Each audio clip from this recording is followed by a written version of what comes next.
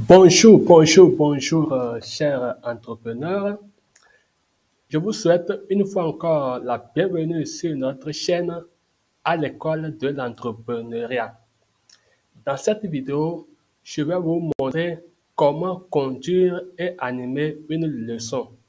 Et ça serait la première partie pour que vous puissiez facilement délivrer votre message aussi efficacement que possible aux apprenants ou bien aux élèves. Et nous commençons maintenant.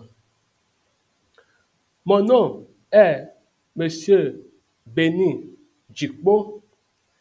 Je suis enseignant et entrepreneur. Et si c'est votre première fois d'être avec nous sur cette chaîne et que vous voulez comprendre et réussir l'entrepreneuriat et le marketing digital, commencez maintenant en appuyant sur le bouton s'abonner et l'icône de notification en forme de cloche et consultez les liens et les informations présentes dans la description. Comme ça, vous ne manquerez de rien. Donc,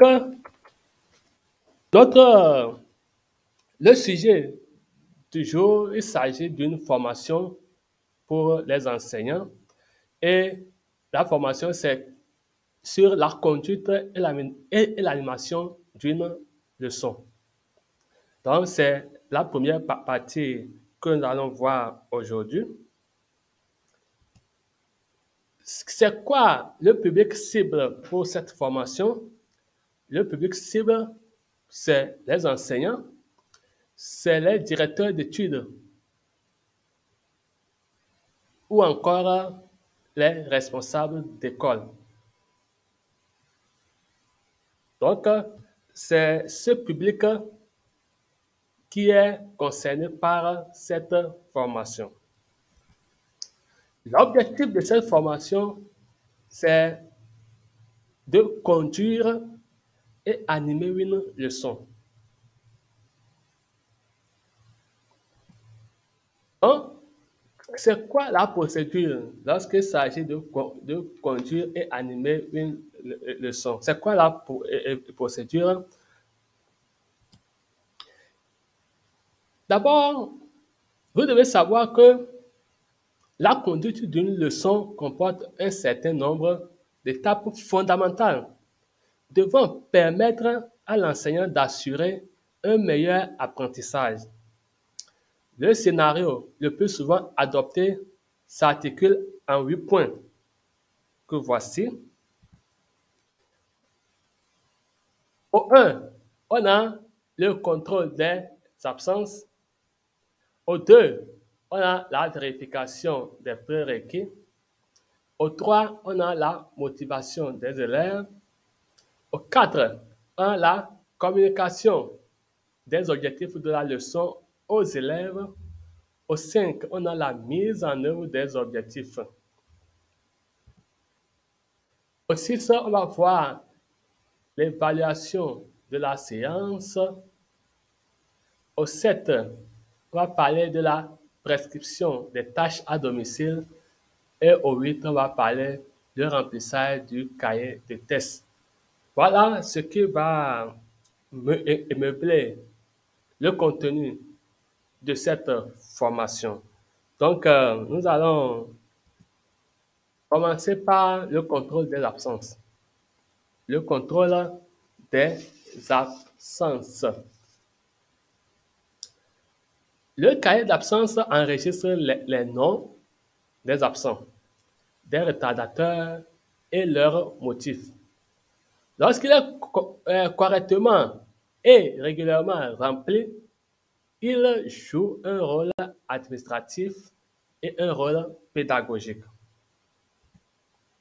Donc, c'est quoi le rôle du cahier d'absence? Quel est le rôle du cahier d'absence? Premièrement, il permet à l'enseignant de connaître les motifs des absences et retards des élèves. Le cahier d'absence participe à l'explication des résultats des élèves. Il permet également à l'administration de mieux suivre la conduite des élèves afin de prendre les décisions convenables. Donc, vous devez avoir c'est que quoi? Le remplissage du cahier d'absence doit être fait. Le remplissage du cahier d'absence doit être fait en début par l'enseignant lui-même ou par le chef de classe sous la responsabilité de l'enseignant. Voilà ce qu'on peut dire sur le cahier d'absence. Au deux, on va parler de la vérification des prérequis. Vérification des prérequis. Hein? Avant toute leçon, il convient de s'informer dans la mesure du possible sur les acquis antérieurs des élèves, en liaison avec la leçon du jour. La vérification de ces acquis constitue le contrôle des prérequis. C'est une évaluation diagnostique ou prédictive. Voilà. Donc, il est normal que avant toute leçon, il faut essayer de voir les acquis antérieurs des élèves en liaison avec la leçon du jour. Voilà. Donc, c'est important. Comme c'est un enchaînement de leçons, voilà, on doit être rassuré que ce qui est fait précédemment, l'élève a le minimum avant de poursuivre. C'est important de vérifier euh, les prérequis ou bien vérifier si le cours précédent est assimilé par l'élève, bien sûr. Maintenant, en petit 3, nous allons parler de la motivation des élèves. La motivation des élèves. Donc, la motivation est définie comme un état d'activation pour répondre à un motif à satisfaire. Voilà. Donc, la motivation est définie comme un état d'activation pour répondre à un motif à satisfaire. Donc, il existe diverses sortes de motivations, mais celles qui nous intéressent sont les motivations dites cognitives.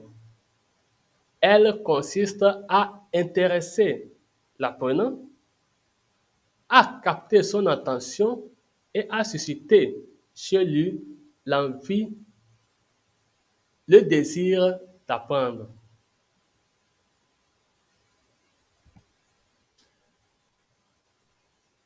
Lors de la conduite d'une leçon, la motivation des élèves revêt une grande importance, en ce sens qu'elle met l'élève dans une situation qui l'amène à s'intéresser aux différents contours du contenu qui va être dispensé. Donc, vous voyez déjà que si la motivation n'y est pas, l'élève sera désintéressé par la leçon. Mais il revient à l'enseignant de motiver, de trouver les éléments pour motiver son élève, pour que l'élève puisse s'intéresser aux leçons qui vont être faites. Maintenant, on va voir quand motiver et comment motiver les élèves. Donc, quand motiver les élèves? Quand? on doit motiver les élèves. C'est important, important. Si ce que vous êtes en train de suivre maintenant, si vous aimez ça, mettez un j'aime sous la vidéo pour que je puisse continuer cette série de formation pour vous. Voilà. Donc, nous sommes ici quand motiver les élèves. Et ce que nous allons dire dans ce sens, il faut savoir que la motivation des élèves doit être permanente. Il est nécessaire avant le début de la mise en œuvre des objectifs de la leçon et tout au long de celle-ci. Voilà. Donc, cette motivation, cet exercice, cette activité doit être permanente. Et aussi, il faut donc veiller à bien cibler les éléments de motivation, au risque de laisser les élèves avec des idées vagues. Donc, les éléments qu'on va prendre pour motiver les élèves doivent être ciblés. Ça doit être ciblé pour attirer vraiment l'attention de l'élève sur ce qui sera fait. Maintenant, comment motiver les élèves? Voilà. Comment on doit motiver les élèves? Donc, c'est ce point-là qu'on va voir tout à l'heure. Comment motiver les élèves?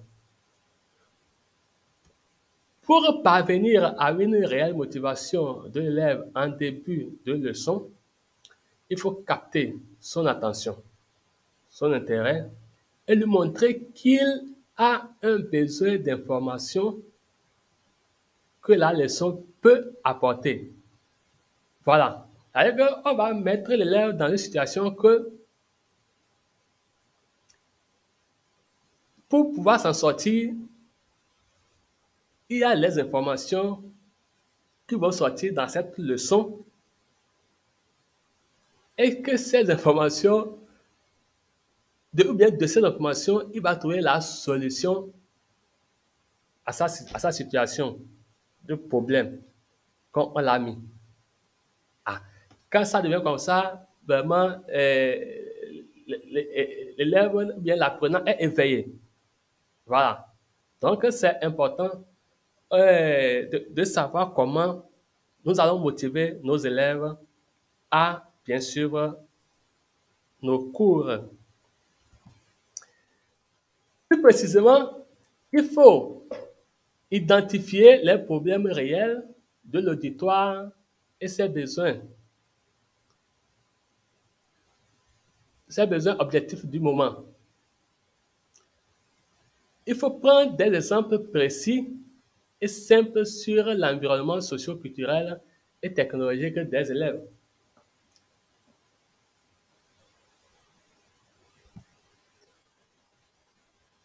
Il faut poser des questions s'il y a lieu clair pour éviter des débordements inutiles. Faire percevoir l'utilité de la notion abordée et il faut montrer l'application théorique ou pratique de la leçon en rapport avec le vécu ou l'environnement de l'élève. Et ces liens sont vraiment très importants à faire. Voilà. Et là, l'élève, c'est ça. Là, l'élève sait que si il sait que voilà, il est au centre.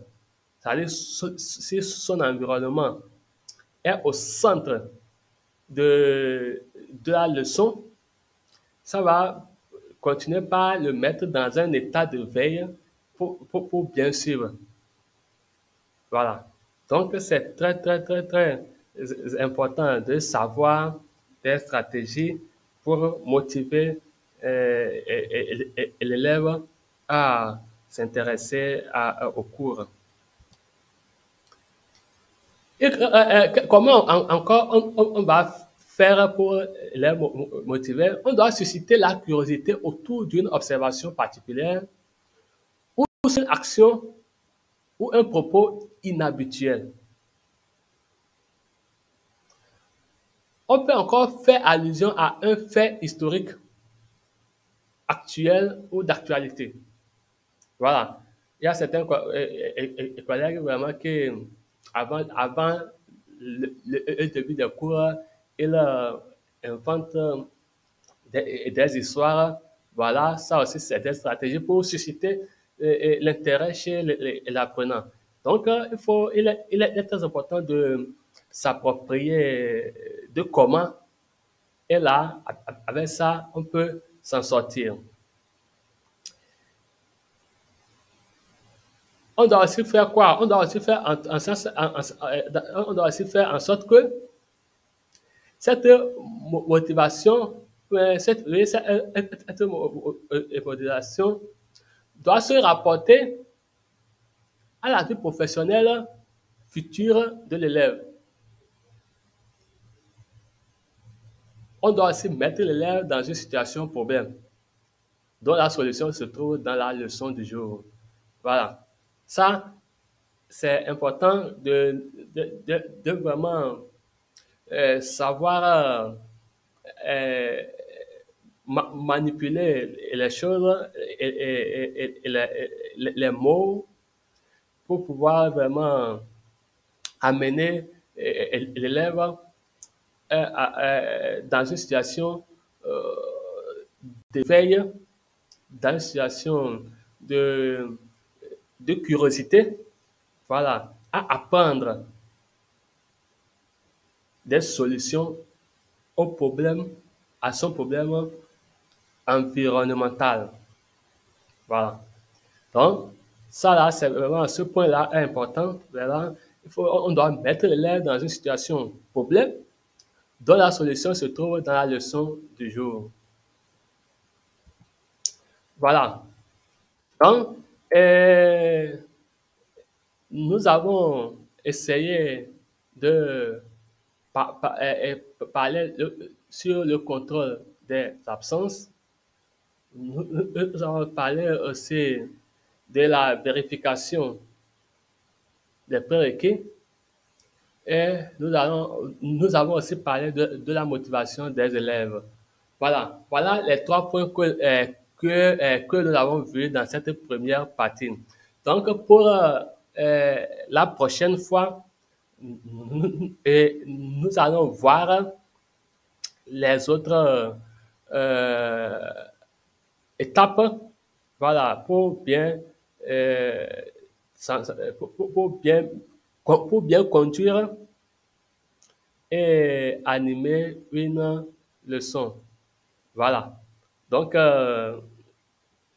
si cette formation vous a plu, si vous avez aimé, mettez un j'aime sous la vidéo pour que je puisse vous préparer les autres parties, voilà, de cette formation. Ah. Donc, c'est en quelque sorte le contenu de cette première partie de notre formation. Maintenant, je vais vous parler de mon e-book. Mon e-book qui s'intitule Enseignant, prépare ta retraite avec YouTube. Dans cet e-book, en tant qu'enseignant, je vous ai montré comment vous pouvez créer votre chaîne YouTube facilement, comment vous pouvez essayer d'utiliser votre chaîne YouTube pour vous générer des revenus supplémentaires chaque fin de mois en tant qu'enseignant et quels sont il y a des politiques, il y a une politique avantageux, une politique que YouTube a mis en place pour permettre à l'enseignant de, de s'en sortir facilement avec sa chaîne. Dans cet e-book, vous allez découvrir la politique là. Et si vous connaissez cette politique de YouTube, ça veut dire que vous êtes à l'aise. Vous êtes à l'aise, votre chaîne va décoller. Uh-huh. Et aussi dans cet e-book, il y a, il y a les top secrets. Les top secrets pour pouvoir faire décoller sa chaîne sur YouTube. Et une fois que vous découvrez tout ça là, et vous accédez à l'étape maintenant de gagner des revenus et de la part de YouTube, ces revenus sont permanents c'est à vie. Donc, vous voyez déjà que votre retraite est assurée. Donc, vous serez, si vous êtes intéressé par ce e-book, vous avez les liens d'achat dans la description. Il y a deux liens là-bas que vous pouvez aller sur l'un comme sur l'autre. C'est pour avoir ce e-book. Voilà, je voudrais vous dire une fois encore merci de nous avoir suivis. Nous voici arrivés à la fin de cette première partie de notre formation. Et si vous avez aimé cette vidéo, cliquez sur le bouton j'aime ci-dessous et partagez pour faire profiter d'autres personnes. Voilà, si vous n'êtes pas encore abonné à notre chaîne, veuillez vous abonner pour recevoir nos prochaines vidéos. Donc, je vous dis merci et à très bientôt sur notre chaîne à l'école de l'entrepreneuriat.